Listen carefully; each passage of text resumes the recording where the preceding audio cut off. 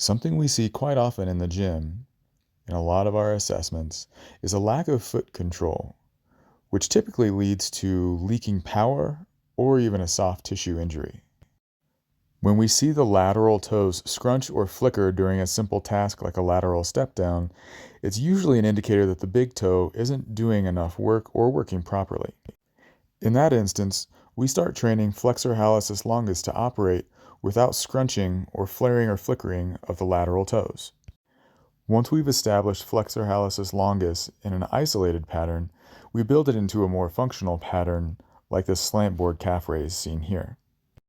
This version of a calf raise requires a balanced foot with consistent pressure through the big toe to elevate. Next, we need flexor hallucis brevis to come to the party. Flexor hallucis brevis's job is to stabilize the arch so you can create a stiff lever in your foot for propulsion and power.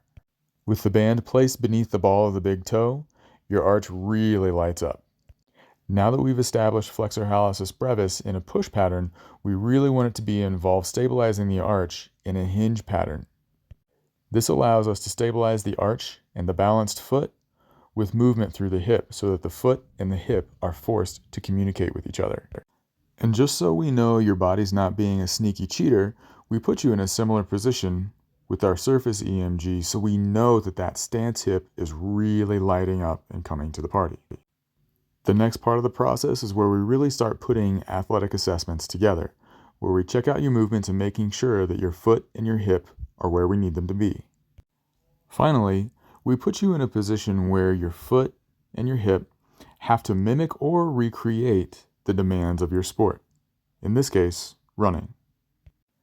In this particular gait analysis, we were attempting to find out if this runner's feet and hips behaved differently in different pairs of racing shoes. This particular patient worked through each of the phases that you just saw. Our primary goal with this particular gait analysis for him was to determine if his feet and hips were behaving differently given different pairs of racing shoes.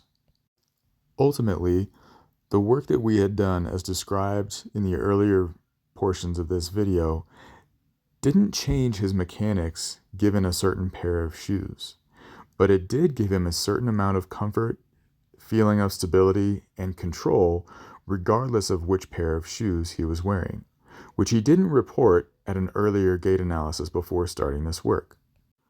For this patient, going through each of these steps was crucial to give him the confidence in his body that he would perform the way he wanted to on race day.